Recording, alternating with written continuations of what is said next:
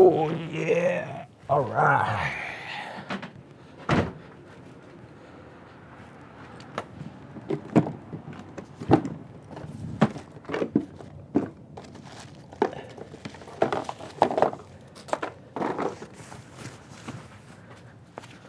What's going on, everybody? Welcome back to Full Throttle Auto. My name's Harris, and today I'm going to be showing you how to install a steering wheel on a 1995 to 1997 240SX or an S14. Also, I'm going to help you choose if you should go with a 75mm deep dish or a 50.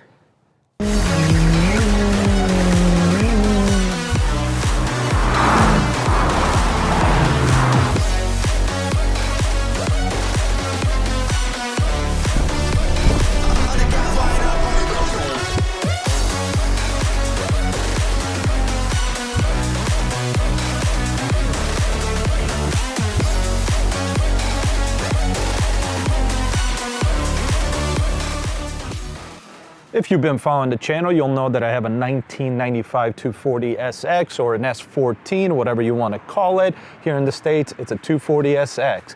It's got an SR20 NA engine that I did turbocharge, but it does need a tune and a bunch of other things. And the car has been sitting around and it does need help, but that's not the point. We'll go into that at a later point. For now, I'm going to show you how to change this steering wheel. Now, luckily, this isn't too hard. If you've watched any other videos, you'll know how this process works. First of all, you're going to want to make sure that your wheel is straight, and of course it's facing forward. You are going to want to disconnect the battery so the airbag does not pop up if you still have one on the car. Then you're going to go to the side of the steering wheel and pop the first cover off with a flathead screwdriver.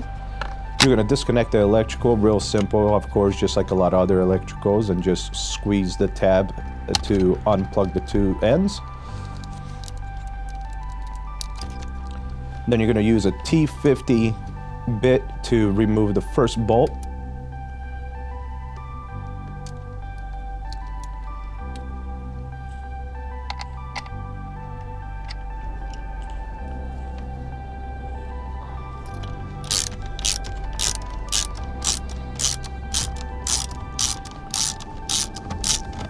Then you're going to go on the other side by the cruise controls if you have them on your steering wheel, and you're going to pop off that cruise control cover as well.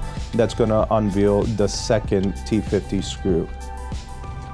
And of course, you're going to go ahead and remove that as well.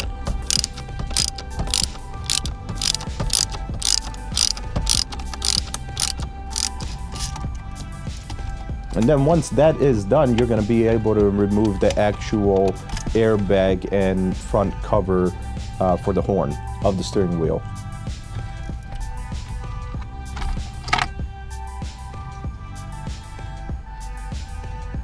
Then you're going to use a 19mm socket to remove the bolt that's holding the steering wheel onto the column. I couldn't do it with hand tools, so I ended up using my impact driver to do so.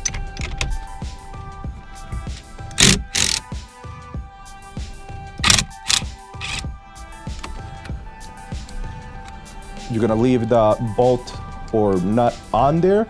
Don't fully take it off because you don't want to smack yourself in the face with the steering wheel when trying to take it off. I had little issues just trying to pull it off, so I did have to tap on each side of the steering wheel to get it loose before I can remove it. Then you're going to use a Phillips screwdriver to remove the SRS module, I believe that is what it's called.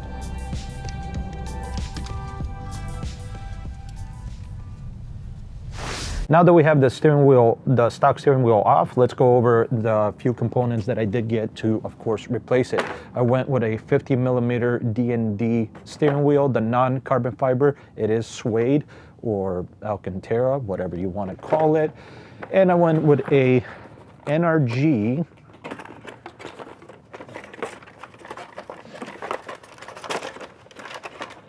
where is it? NRG short hub.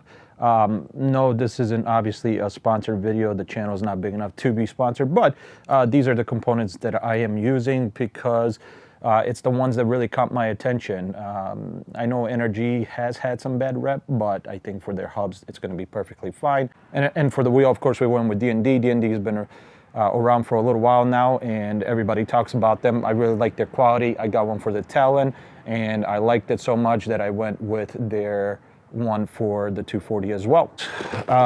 Before I forget, I also have the NRG quick release.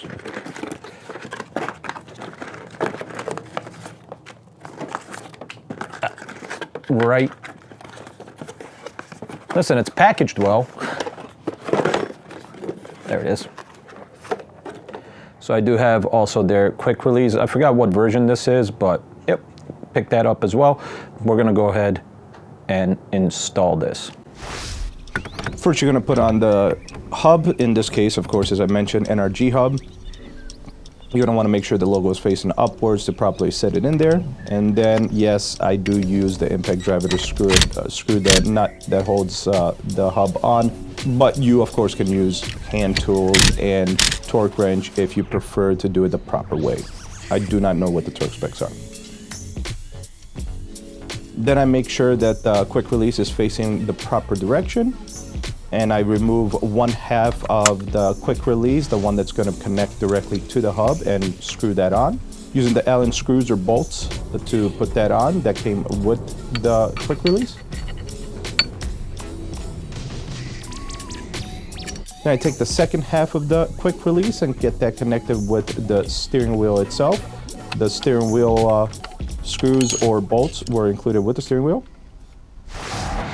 And once you have all that set up, you're pretty much ready to go. Now I put the horn button on here. I didn't connect the horn right now just because that seems to be a little bit more of a job.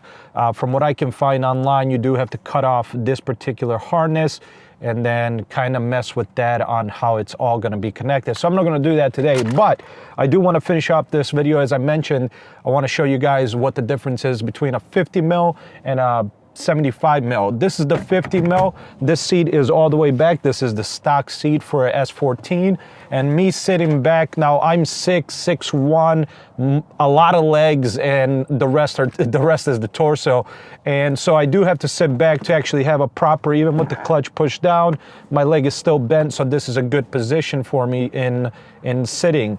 But a lot of times the steering wheel is too far away. Now the old cars, they don't really have telescoping wheels, so you can't go backwards and forward. Now with the 50 mil, my wrist on the bottom of it just barely rests there, which now I kind of wish I did go with the 75. Now the Talon has the 75 mil deep dish or concave or whatever you want to call it, and that appears to be just right.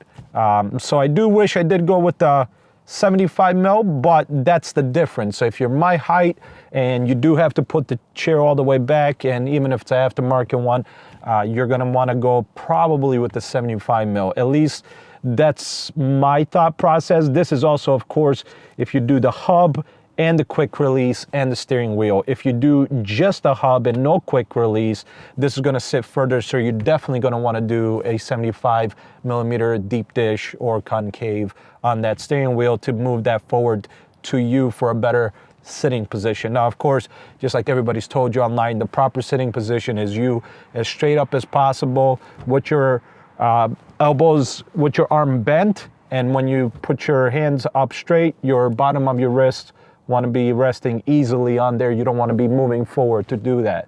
So this is about as straight as I can sit in this car with my seating position. So I do wish I went with the 75, but the 50 will do for now. Now, before I let you guys go and finish off this video, I do want to mention one other thing. Of course, the concave is not the only option. You can go with a flat style steering wheel. That, of course, I think is going to work more for anybody that's shorter, that can sit closer to the steering wheel due to, obviously, length. And be more concerned about you and not who's going to drive your car. That's an obvious statement. I don't know why I need to say that, but just in case, be mindful about how your driving position is going to be in your car, not how somebody's going to feel when they drive. But outside of that, once again, the two differences are pretty significant. I don't know if you can tell there, but there is quite a difference in how concave it is between the 75 and the 50. So Once again, if you are indeed my way of build, where you're mostly legs and some torso, you're about 6'1", I would definitely recommend the 75mm. In this case, in this car. Now, some newer cars do have, of course, where you can adjust the steering wheel to go back and forth, telescoping, right? That's the word. If you do have that, you might be able to then get away with just going with like a 50 or a flat one. But if you don't have that, if you have an older car like a 240 or my Talon that do not offer that option, then you're most likely going to be wanting to look at 75mm. Once again, that's my opinion, but I do hope that this did help you somewhat get to your decision on which one you want to go with. I know I was looking online quite often to see what the difference is, if anybody had this kind of video where they can kind of demonstrate how big the difference is, and I'm hoping that this does help anybody out there who is looking for that information out. That's it for this one. Thank you very much for watching, and I'll see you in the next one.